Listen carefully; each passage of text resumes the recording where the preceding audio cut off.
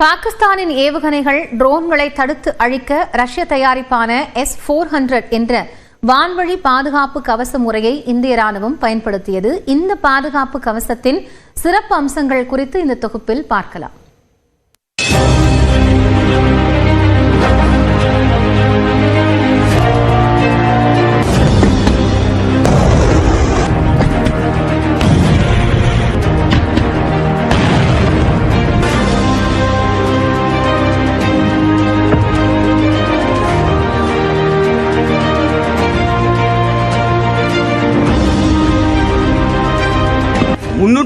Degree சுழன்றடிக்கக்கூடிய இந்த S-400 Sudarshana Chakra பாதுகாப்பு கவசம் பாகிஸ்தானின் தாக்குதலை இடைமறித்து அழிப்பதில் சிறந்த பங்களித்து அதன் வலிமையை உலகிற்கு பறைசாற்றியுள்ளது.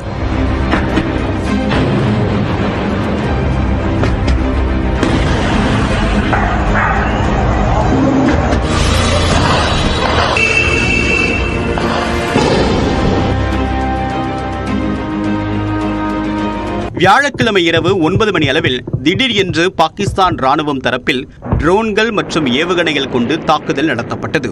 ஜம்மு, உதாம்பூர், ஜெய்சல்மர், பஞ்சாப் உள்ளிட்ட எல்லையோர மாவட்டங்களில் பாகிஸ்தான் ராணுவம் தாக்குதலை நடத்தியது. பாகிஸ்தான் நம் நகரங்களை குறிவைத்து அனுப்பிய ஏவுகணைகள், ட்ரோன்களை தடுத்து அழிக்க ரஷ்யாவின் தயாரிப்பான S-400 என்ற வான்வழி பாதுகாப்பு கவச அமைப்பை இந்தியா களத்தில் இறக்கியது. இந்த S-400 பாதுகாப்பு கவசம் பாகிஸ்தானின் ஏவுகணைகள் மற்றும் ட்ரோன்களை சின்னாபின்னமாக்கி அந்நாட்டு ராணுவத்திற்கு அதிர்ச்சி கொடுத்துள்ளது. இந்திய எல்லைக்குள் வருவதற்கு முன்பே பாகிஸ்தான் எல்லையிலேயே பல ஏவுகணைகள் மற்றும் ட்ரோன்கள் அடித்து வீழ்த்தி பிரமிக்க வைத்துள்ளது S-400 சுதர்சன் சக்ரா. இது பாகிஸ்தானுக்கு மட்டுமல்ல, சீனாவுக்கும் மறைமுக செய்தி என்பது ராணுவத்தின் முன்னாள் அதிகாரிகளின் கருத்தாக உள்ளது.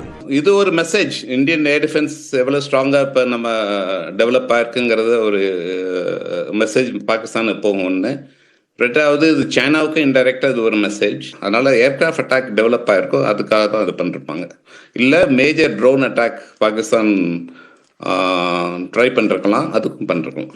S-400 என்பது ரஷ்யாவால் உருவாக்கப்பட்ட ஒரு நவீன நீண்ட தூர வான்கவச ஏவுகணை அமைப்பாகும். இதனால் 600 கிலோமீட்டர் தொலைவில் இருந்து வரக்கூடிய ஏவுகணைகளை கண்காணிக்க முடியும். 400 கிலோமீட்டர் எல்லைக்குள் வரக்கூடிய உளவு விமானங்கள், ஏவுகணைகள் மற்றும் ட்ரோன்களை கண்டறிந்து அழிக்க முடியும். இந்த ஏவுகணைகள் மணிக்கு சுமார் 17,000 கிலோமீட்டர் வேகத்திலும் 10 மீட்டர் முதல் 30 கிலோமீட்டர் வரை உயரத்திலும் பறக்கக்கூடிய இலக்குகளை சுக்கு நூறாக்கக்கூடிய திறன் கொண்டவை. ஆசியாவிலேயே இந்த பாதுகாப்பு அமைப்பு இந்தியாவில் மட்டுமே உள்ளது. இந்த S-400 is a distributed system. இதை ஈஸியா நீங்க அவங்களுடைய ஏர் டிஃபென்ஸ் ஆபரேஷன்ஸ்ல S-400 அடிக்கிறது ரொம்ப டிஃபிகல்ட். ஏன்னா S-400 உள்ள ஐஸ் அண்ட் இயர்ஸ், அதோடைய ரடார் வேற ஒரு இடத்துல இருக்கும், மிசைல் வேற ஒரு இடத்துல இருக்கும், கமாண்ட் அண்ட் கண்ட்ரோல் சிஸ்டம் இன்னொரு இடத்துல இருக்கும், அண்ட் அதோடைய ப்ரொடெக்ஷன், அதாவது S-400 உள்ள protection systems, closing weapon system, அதுவும் வேற ஒரு இடத்துல இருக்கும். So it is a distributed system. அதை நீங்க ஈஸியா S-400 நீங்க அட்டாக் பண்ணியோ இல்ல டிஸ்ட்ராய் பண்ண முடியாது. அந்த மாதிரி ஒரு சிஸ்டம் இந்த சப்கான்டினென்ட்ல எந்த கண்ட்ரி கிட்டும் கிடையாது, நம்ம கிட்ட மட்டும்தான் இருக்கு.